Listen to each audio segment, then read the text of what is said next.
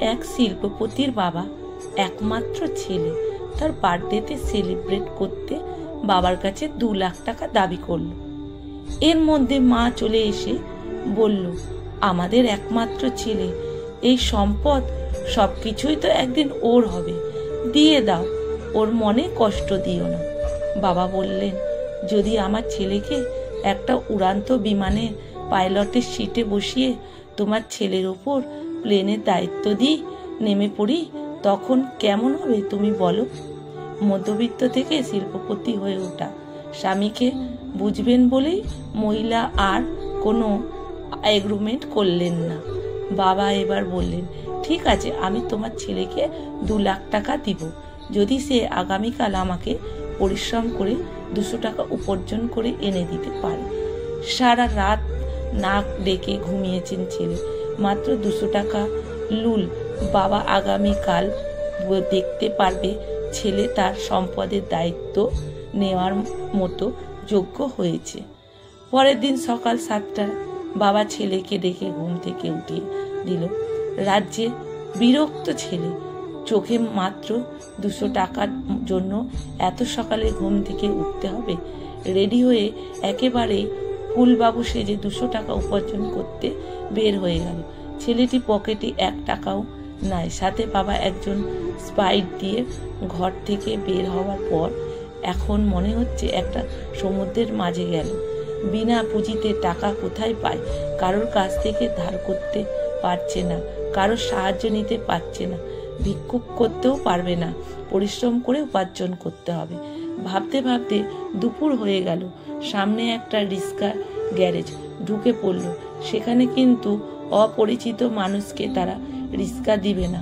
হঠাৎ মাথায় বুদ্ধি এলো, রিক্সা পেয়েছি তো কি হয়েছে, রিক্সা ঠেলতে তো পারবো। তখন উঁচু উঁচু রিক্সা ব্রিজগুলোতে পেছন থেকে একজনকে রিক্সাওয়ালার সাথে ঠেলে দিয়ে দিতে হতো, বিনিময়ে যাত্রীরা 1 টাকা করে দিত। নন্দদুলাল নাদুস জীবনে কোনো কাজ করেনি, 1 গ্লাস পানিও নিজে ঢেলে খায়নি, আর আজ তপ্ত রোদে রিক্সা ঠেলছে। এইভাবে 1 ঘন্টায় 10 টাকা রিক্সা ঠেলে 10 টাকা উপার্জন করলো। 11 নম্বর রিক্সা ঠেলে গিয়ে পড়ে হাঁটু ছিলে গেল। আবার উঠে দাঁড়াতে যাত্রী হাতে 1 টাকা কয়েন দিয়ে চোখ দিয়ে কেন যেন কান্না চলে আসলো। ঘন্টাখানেক পর হাঁটুর ব্যথায় আরো তীব্র হতে লাগলো। সন্ধ্যা পর্যন্ত গুনে গুনে দেখলো মাত্র 40 টাকা হয়েছে। প্রচন্ড ক্লান্ত হয়ে মনে হচ্ছে শরীরে যেন নিজের সাথে প্রার্থনা করছে। অবশেষে 40 টাকা নিয়ে বাড়ি ফিরে গেল।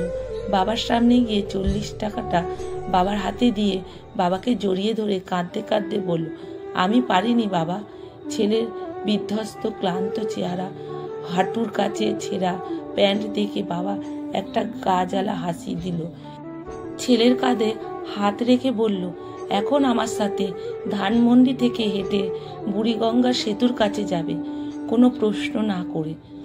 4-4টে গাড়ি আর 2 জন রেগুলার ড্রাইভার থাকতে হাঁটে কেন? ছেলে জিজ্ঞাসু চোখে তাকিয়ে বাবা বললেন, বাবা আমি তো আজকের এই পজিশনে এইভাবে একটু একটু করে এগিয়ে গেছিলাম, গাড়ি বা বিমানের গতিতে আসেনি। তুমি তো একমাত্র একদিন কষ্ট করেছো, একটু ধৈর্য ধরো। ক্লান্ত ছেলের হাত ধরে হাঁটতে হাঁটতে রাত 3টে ব্রিজে পৌঁছালো। পিতা পুত্র শান্ত নদী ব্রিজের রেলিং ধরে দাঁড়িয়ে বাবা বলল, তুমি আমার হাতে 40 টাকা দিয়েছো তাই না? জি বাবা, আমার জীবনে প্রথম উপার্জন। আমি জানি এই টাকাগুলো উপার্জন করতে তোমার অনেক কষ্ট করতে হয়েছে। এখন তোমাকে যা বলি শোনো। আমি জানি আমার ছেলে ছোটবেলা থেকে ম্যাথামেটিক্সে খুব ভালো, তাহলে ভালো গুনতেও পারো। আশা করি এখন আমি তোমার উপার্জনে 40 টাকা দূরের পানিতে ছুঁড়ে ছুঁড়ে ফেলবো, আর তুমি বলতে থাকবে বাকি কটা রইল। বাবার কথা শুনে ছেলের চোখে আবার জল চলে আসলো। বাবা তার সমস্ত শক্তি দিয়ে একটা কয়েন সেতু থেকে দূরের পানিতে ছুঁড়ে ফেলে বলে, এখন কয়টা রইল? ছেলে তার এত কষ্টের পয়সা নদীর পানিতে তলিয়ে যেতে দেখে কাঁদতে কাঁদতে বলল, বাবা 39 টাকা। এইভাবে এক এক করে জীবনের প্রথম উপার্জিত এত কষ্টের সবগুলো টাকা পানিতে ফেলতে লাগলো। আর ছেলে গুনতে চলল 38, 37, 36। এমন একটি পরিস্থিতি, ছেলে নির্বাক।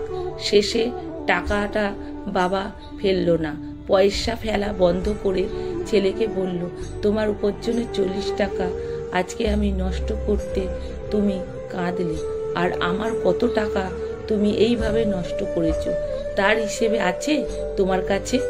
কোথায়? অমিত তো একেবারেই কাঁদেনি। আজ তোমার অনুভূতি যেন কষ্ট লেগেছে আমার, ঠিক তেমনি অনুভূতির কাছে কষ্ট উপলব্ধি করার জন্য তোমার শেষের টাকাটা আমি রেখে দিলাম। এটা আমার সন্তানের প্রথম উপার্জিত টাকা। এটা একজন পিতার জন্য গর্বের একটা প্রাপ্তি। এটা স্মৃতি হিসাবে আমি মৃত্যু পর্যন্ত সাথে রাখবো। তুমি কাল তোমার মায়ের কাছ থেকে 2 লাখ টাকা নিয়ে নিও। বাবার এই কথাগুলো শুনে ছেলে বাবাকে জড়িয়ে ধরে চিৎকার করে কান্না করতে লাগলো। বলল, বাবা আমার টাকা লাগবে না। আমি এতদিন স্কুল কলেজে কিছুই শিখিনি যেটা তুমি আজকে শিখালে। তুমি পৃথিবীর শ্রেষ্ঠ বাবা, একজন আদর্শ বাবা। চাইতে বড় শিক্ষক কেউ হতে পারে না। একজন আদর্শ পিতায় পৃথিবীর শ্রেষ্ঠ শিক্ষক।